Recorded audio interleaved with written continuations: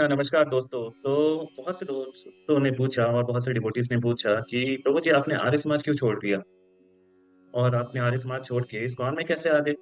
क्योंकि आर्य समाज भी धर्म का के क्षेत्र में कुछ कार्य कर रही है, इस्कॉन भी कर रही है, दोनों मोर और लेस सेम ही संस्था है, अगर भौतिक स्तर पे देखा जाए तो, सोशल स्तर पे देखा जाए तो। तो दोस्तों इसके पीछे बहुत से कारण हैं और जो कारण मुझे समझ में आया शेयर करने के लिए वो मैं शेयर करना चाहता हूँ। तो सबसे पहली बात जब मैं चौथी कक्षा में था, तो आर्य समाज के स्कूल में पढ़ता था जिसका नाम था डीएवी पब्लिक स्कूल। उस कक्षा में धर्म शिक्षा या वेद पाठ के नाम से एक सब्जेक्ट हुआ करती थी जिसमें आर्य समाज के अप्रूव्ड एक आचार्य आते थे या गुरुजी आते थे और वो उस सब्जेक्ट को पढ़ाते थे।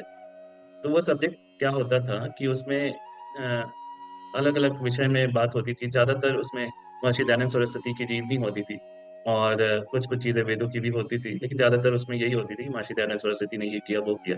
बस उनका ग्लोरिफिकेशन, उनकी महिमा मंडल होती थी। तो उसमें एक कहानी थी जिसमें महर्षि दयानंद सरस्वती ने मूर्ति पूजा का खंडन क्यों किया, इस विषय में बताया गया है। तो महर्षि दयानंद सरस्वती जब छोटे थे और उनके पिताजी शिव भक्त थे, तो शिव भक्त होने के कारण उनके पिताजी ने महाशिवरात्रि का व्रत रखा था और शिव भगवान को नैवेद्य इत्यादि ऑफ़र किया था। उस नैवेद्य में लड्डू थी और लड्डू उस उन्होंने देखा महर्षि दयानंद सरस्वती ने कि उस रात शिवलिंग के ऊपर जो लड्डू है, उसको एक चूहा खा रहा है। तो उससे वो बहुत क्रोधित हो गया और उन्होंने सोचा कि जो शिवलिंग पे जो शिवलिंग रूप में जो भगवान शिव हैं, वो इतने निर्बल हैं, क्या वो उस चूहे को भी नहीं हटा सकते? बस इसी कारण उन्होंने मूर्ति पूजा का खंडन करना शुरू कर दिया। तो ये मुझे बहुत बड़ा कुतर्क लगा। मैंने उन आचार्य से, उन गुरुजी से पूछा कि गुरुजी, ईश्वर परमपिता परमात्मा है? तो बोले, "हाँ।" मैं उनका बालक हूँ। कह रहे, "हाँ, आप उनके बालक हैं?" बोले, "हाँ।" तो ये चूहा भी तो उनका बालक हुआ ना? क्योंकि उनके अंदर भी ईश्वर है। बोले, "हाँ।" तो अगर कोई बालक अपने पिता की गोद में बैठ के लड्डू खा रहा है, तो उसे क्या प्रॉब्लम हो सकती है? तो वो बहुत ज़्यादा क्रोधित हो गया। उन्होंने गार्जियन को बुलाया, पेरेंट्स टीचर मीटिंग करवाई और मुझे वार्निंग दिया गया कि अगर ऐसे कुतर्क करे कि तो स्कूल से निकाल दिया जाएगा, इत्यादि। तब से मेरे मन में एक डाउट आ गया कि ये सनातन धर्म तो नहीं हो सकता। मैं काइंड ऑफ रिबल बन गया था उस टाइम से ही और क्योंकि सनातन धर्म में कभी भी आपके प्रश्न के, आपकी जिज्ञासाओं को दबाया नहीं जाता है। उसका लॉजिक के साथ आंसर दिया जाता है सनातन धर्म में।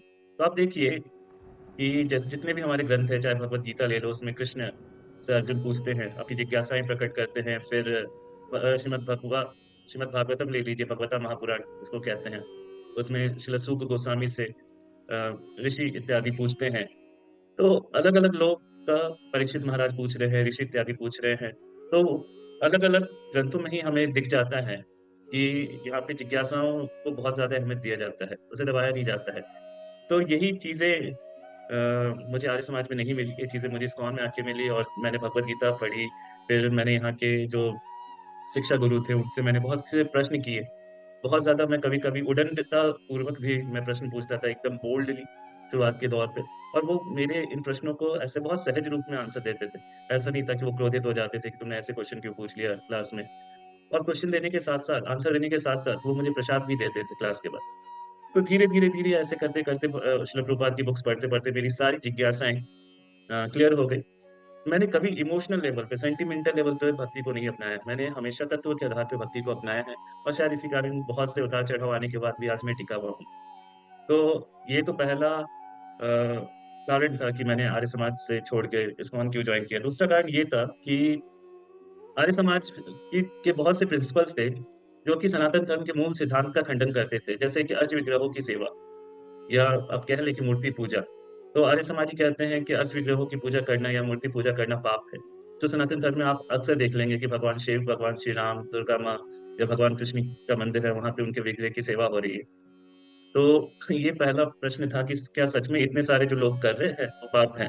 दूसरा प्रश्न ये था कि राम, कृष्ण, दुर्गा, शिवा ये सारे लोग नॉर्मल व्यक्ति हैं, जैसे हम आप हैं, वैसे व्यक्तित्व है।